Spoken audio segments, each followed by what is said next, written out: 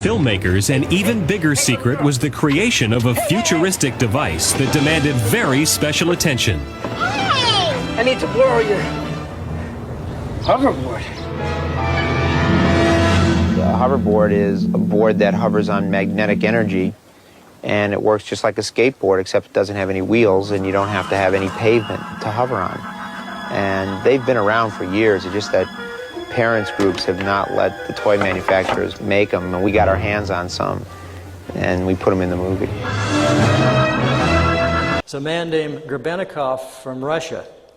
Grebennikov was kind of a non-conventional scientist. He was an entomologist, did a lot of work with bugs, entomology, and his favorite thing was to go out into the steppes of Russia and into the various outer hinterlands and camp out in the summers and study his favorite subject.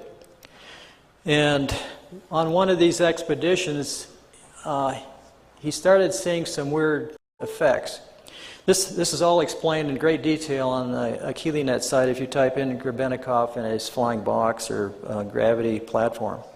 But anyhow, the result of this was to show that he found a certain bug that didn't fly, it levitated. And this was, he'd put this bug into a little vial or something, and he saw this vial jumping up off the lab table, jumping up and down. And of course this is patently impossible based on any time of normal physics. So he got into this, and he found out that the bug wings themselves we're creating an anti-gravity phenomena under certain conditions. And of course what we have here, if you analyze, I think I found the bug. It's actually a beetle. And if you analyze this bug structure, you see a hexagonal pyramid structure array throughout the entire bottom wing of this bug. Turns out that beetles have two wings. The top wing is called a wing cover. And what the beetle does is it lifts this wing cover up, and then it flips out its lower wings, or inner wings. Now the bug cover protects the inner wings, but when it gets excited or something, it flips these other wings out, and it flaps these other wings, and the inner wings flap a little, and this beetle goes gyrating around. They can't fly very good, but they sure levitate great, I guess.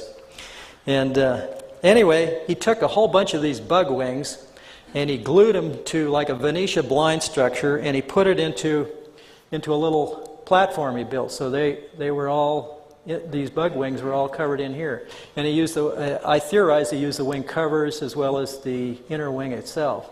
There's also a kind of a handlebar on this thing with some controls. You can see the thing a little better here in detail. The controls, I think, had to be manipulated continuously and probably vibrated to create the same action that the bug was doing. There was also down at the base some kind of a lever which I suspect controlled the amount of lift he was getting out of this thing. Anyway, Grebennikov claimed that he could fly this thing or levitate it, and it would go around at almost 1,000 miles an hour. Now you ask, how can that happen?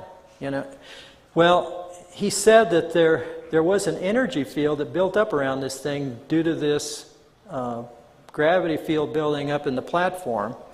And by this thing building up, it built out a force field that basically surrounded him and protected him from the local environment.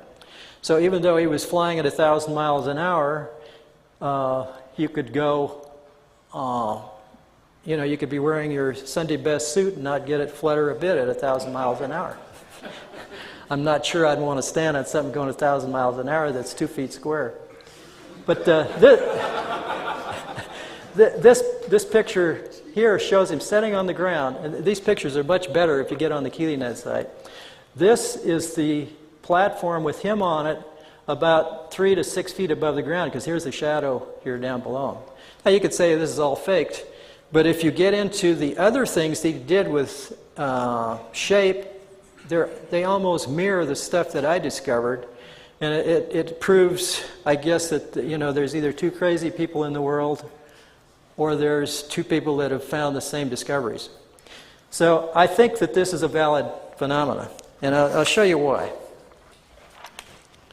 Next slide is a micrograph that I took of a beetle inner wing. This is at a 100x. If you look closely at this thing, you can see rows of bumps all along the bottom of this wing. Each row is staggered from the next row next to it. And this is all over the surface of the bottom of the wing. Now, I don't know of any aerodynamic surface that has bumps all over the bottom to help it fly better. If you blow this up to 430x, you can start to see some of this microstructure of the cells that form where these bumps are. The next slide, at 970x, you start to see what these bumps that stick up are. They're hairs, look like hairs or fibers that grow out of the center of these hexagonal cells. And of course, this harkens back to my basic shape power discovery, is that each one of these, because of their shape going down to a point, is creating a magnetic field. And remember, a magnetic field is a rotating piece of vortex in the ether. Well, I got beetle wing there, but this one acts really weird. Look at that. Isn't that amazing how it just jumps? Mm-hmm. But this is static charged, by the way, guys. So here I'll tell you the truth of what's going on.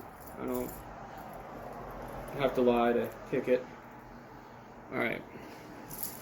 Now I'm going to rub this. So basically this is going to cause static electricity, but just watch the results. Just a little bit of electricity can do with these things. You can see already some crazy stuff going on. Oh, there we go. Ready? I don't want them to fly everywhere, but we'll give it a shot. Oh, there we go.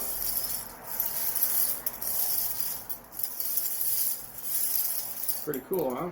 Mm-hmm. All right.